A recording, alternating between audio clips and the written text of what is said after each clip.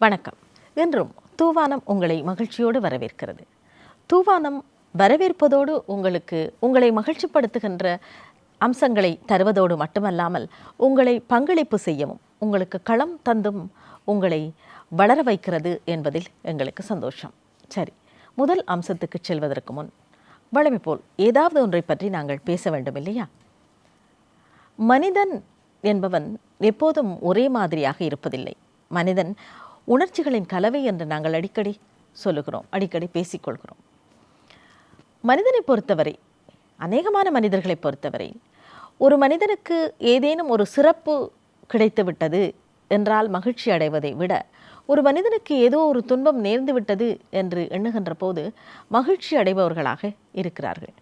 இது ஏன் என்று பார்த்தால், தன்னுடைய மனதிலே நிம்மதியோ சந்தோஷமோ அல்லது சிறப்பான ஒரு தளம்பலற்ற நிலையோ இல்லாத போது, அப்படி இல்லாத ஒரு மனிதன் தான் அடுத்தவனுடைய துன்பத்தை அல்லது அடுத்தவனுடைய பிரச்சனையை கண்டு மகிழ்பவனாக இருக்கிறான் என்று உளவியல் ஆய்வாளர்கள் கூறுகிறார்கள். எனவே நீங்கள் மற்றவர்களுடைய துன்பத்தில் அல்லது மற்றவர்களுடைய பிரச்சனைகளில் சந்தோஷப்படுகிறீர்கள் என்றால், முதலில் உங்களுடைய பிரச்சனைகளுக்கு நீங்கள் தீர்வு காண வேண்டும் என்பதுதான் உங்களுக்கு சொல்லித்தரப்படுகின்ற பாடமாக இருக்கிறது. ஆம், நீங்கள் உங்களுடைய பிரச்சனைகளை தீர்த்து கொள்ளுங்கள்.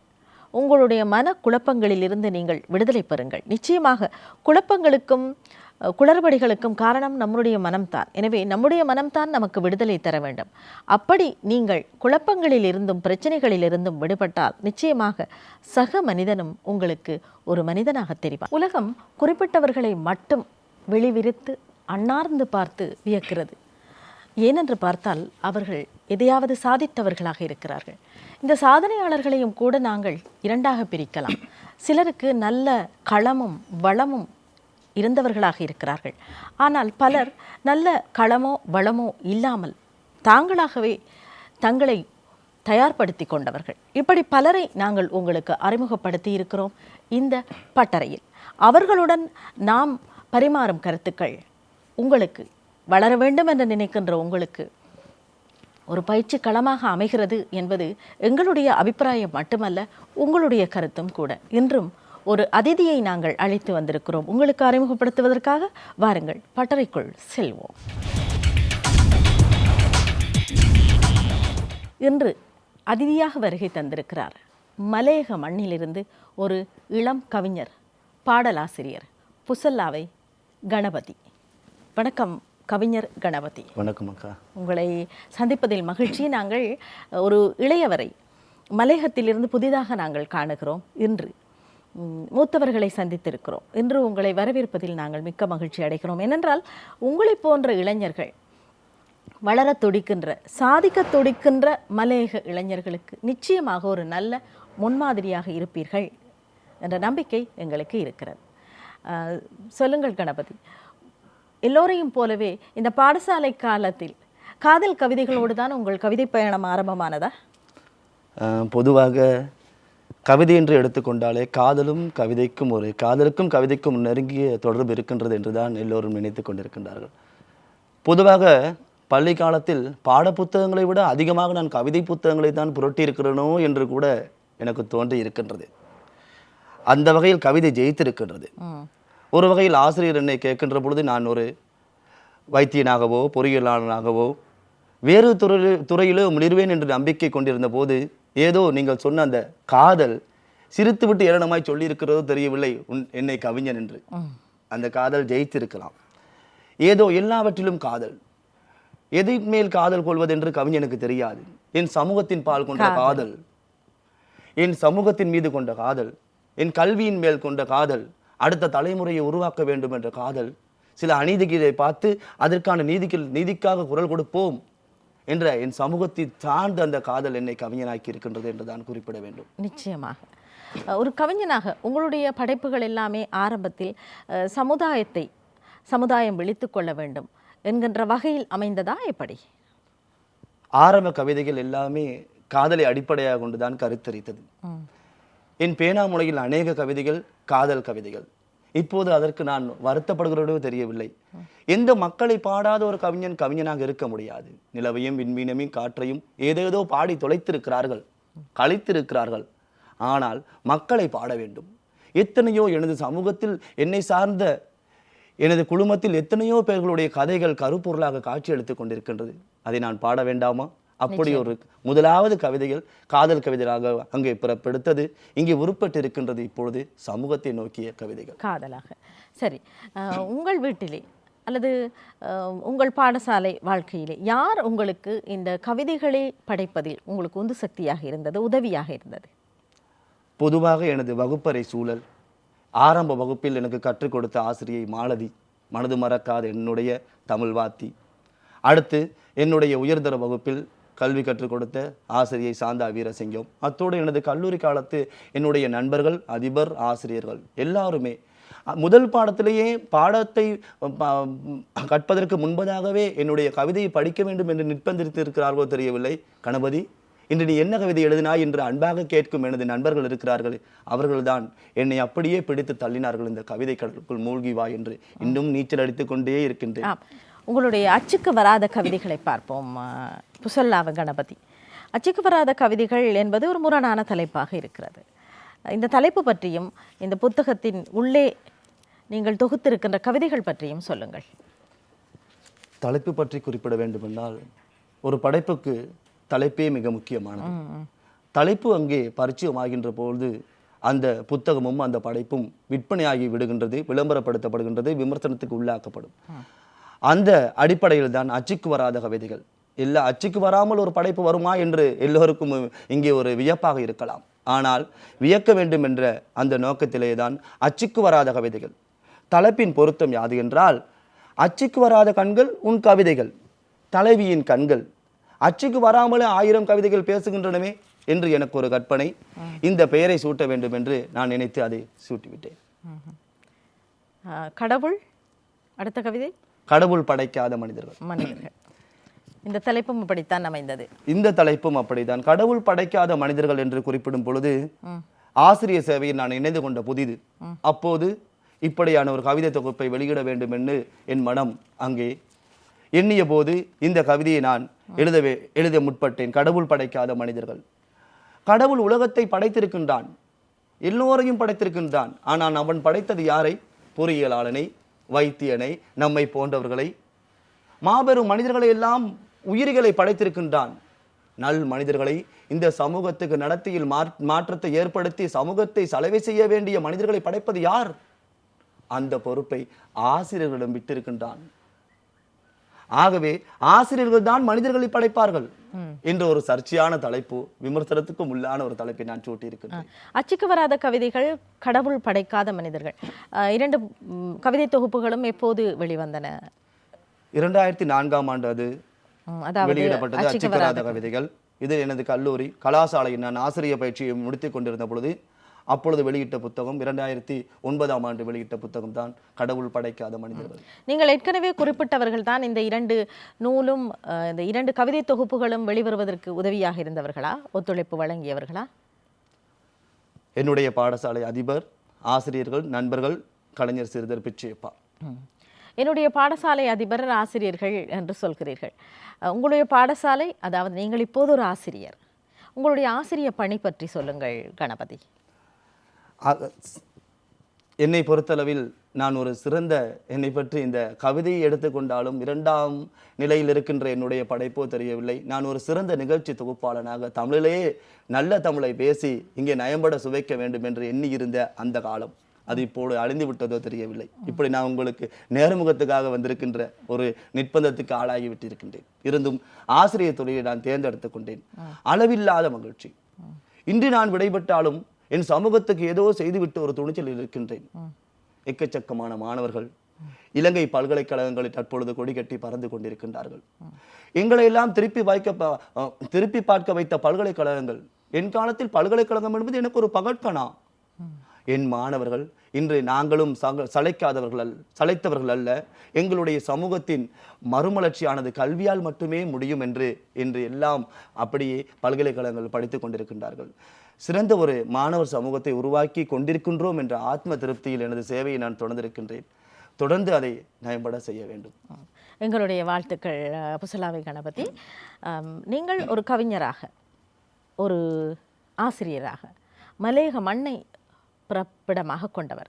இந்த மலையகம் என்று சொல்லுகின்ற போது கல்வியிலே பின்தங்கிய நிலை என்பது ஒரு கவலைக்குரிய தலைப்பாகவே இருந்து வருகிறது.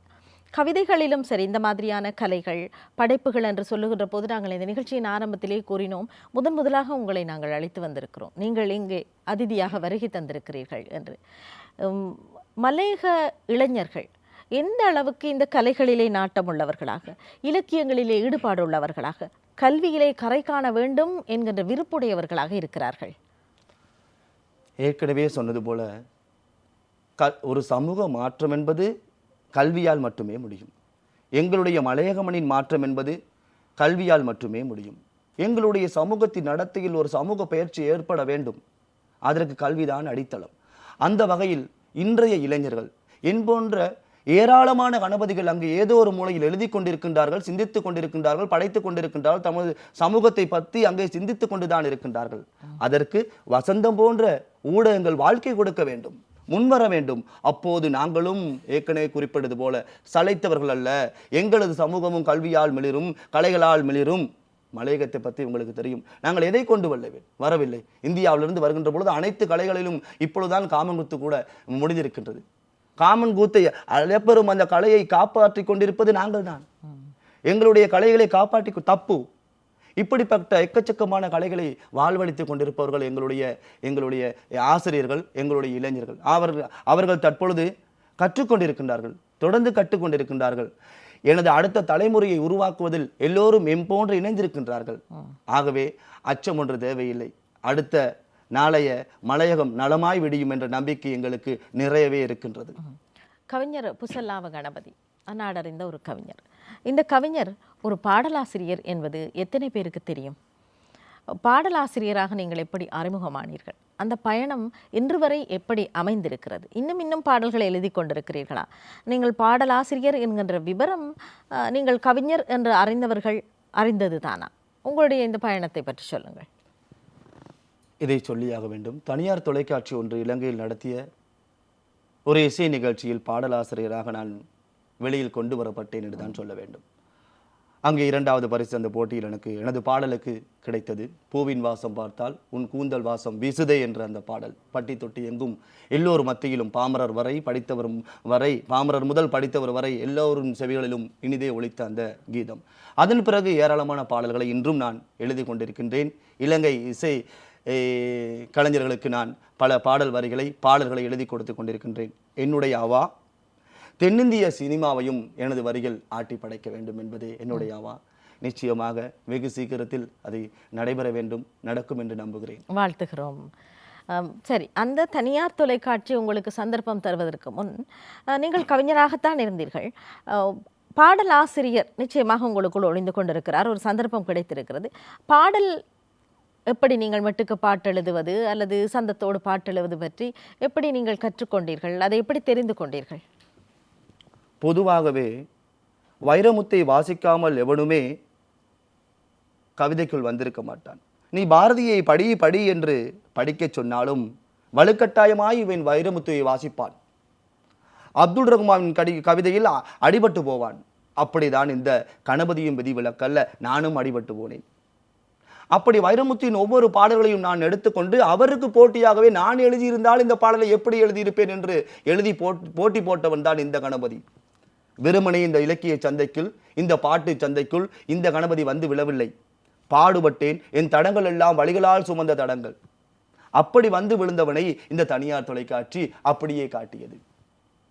அதன் பிறகு என்னுடைய இசை ஆர்வத்தை, கலையை என் இதயத்துக்குள்ளே வைத்து பூட்டியதோ தெரியவில்லை.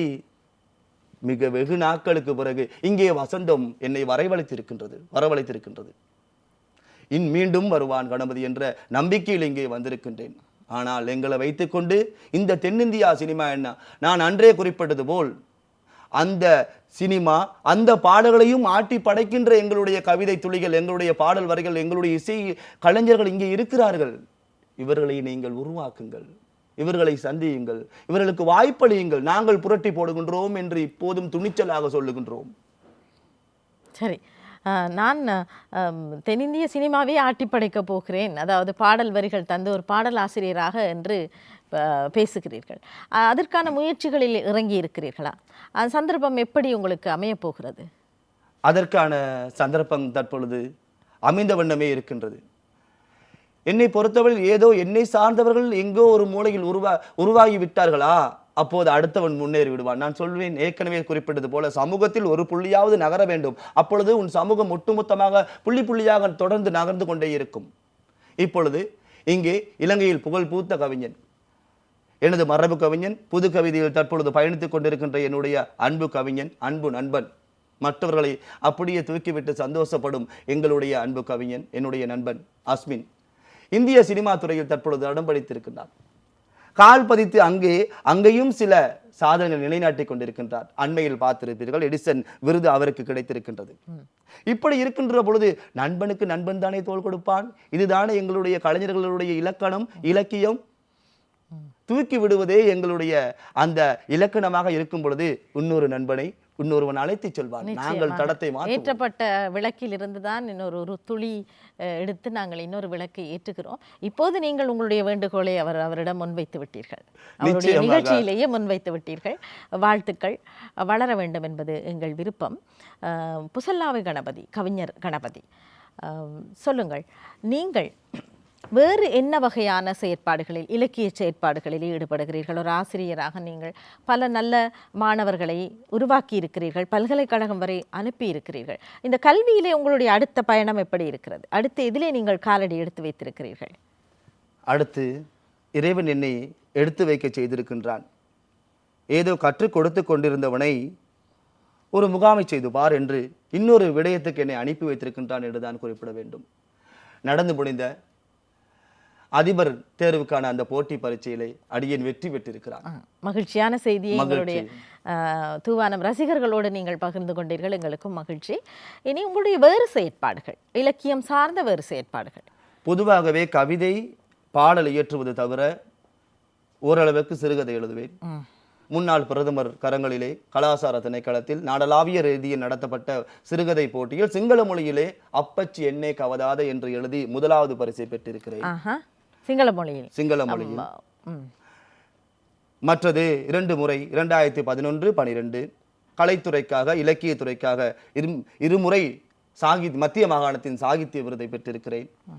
இப்படி மேடை நிகழ்ச்சி தொகுப்பாளர், பட்டிமன்ற தொகுப்பாளர், இப்படி பல்வேறு கோணங்களில் நான் கால் பதித்து கொண்டிருக்கின்றேன். வில்லுப்பாட்டு குரு, வில்லுப்பாட்டு கலையை மேடைகளை ஏற்றுவது, பல்வேறு துறைகளிலும் கால் பதித்திருந்தாலும் என்னுடைய தாகம் இந்த நிகழ்ச்சி தொகுப்பு, பாடல் இயற்றுவது, கவிதை என்னோடு அப்படியே பிணைந்திருக்கின்றது என்றுதான் குறிப்பிட வேண்டும். இந்த பாடல் இயற்றுவது, கவிதை என்று சொல்கிறீர்கள்.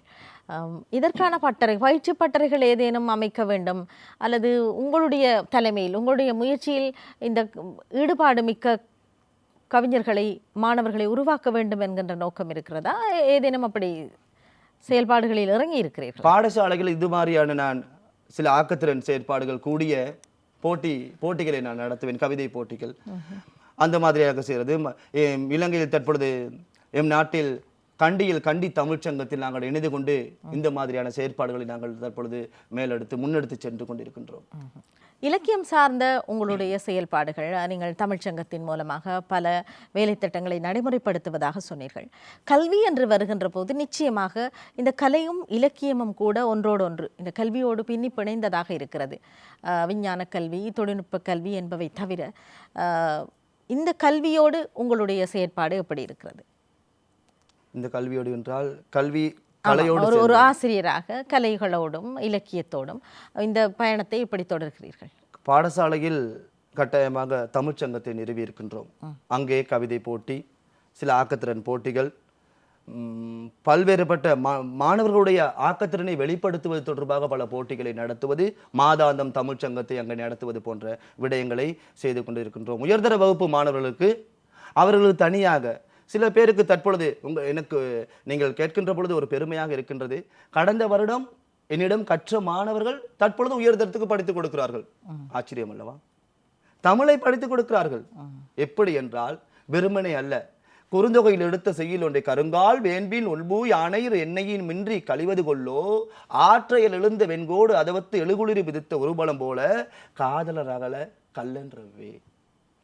இப்படி என்று அதை ஓதி பாவோதல் முறையில் தெளிவாக சங்க தமிழையும் மிளகு தமிழிலே கற்றுக் கொடுக்கின்ற மாணவ சமூகத்தை உருவாக்கி இருக்கின்றேன். செய்யுள்களை மாணவர்கள் வகுப்பறையிலே ஒரு ராகத்தில் பாடலை எட்டி பாடுவார்கள். இப்படியான ஒரு புதிய கற்பித்தல் முறை மாணவர்களிடையே சென்றிருக்கின்றார்கள். அந்த வழியிலே அவர்கள் சொல்கிறார்கள். இது எனக்கு சந்தோஷமாகவே இருக்கின்றது.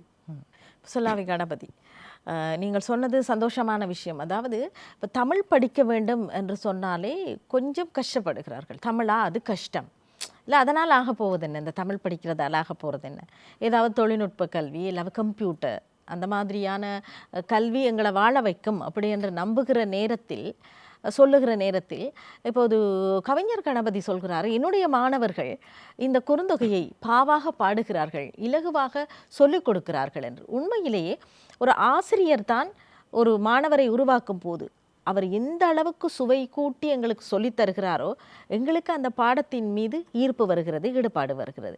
ஆக உங்களுடைய மாணவர்கள் அப்படி இருக்கிறார்கள் என்றால் நீங்கள் அதை சுவையாக ரசிக்கும்படியாக சொல்லிக் கொடுத்திருக்கிறீர்கள். இதற்கு என்ன வகையான யுக்திகளை நீங்கள் கையாளுகிறீர்கள்? செய்யுள்களை கற்பிக்கின்ற பொழுது இசை கூட்டி பாடுங்கள்.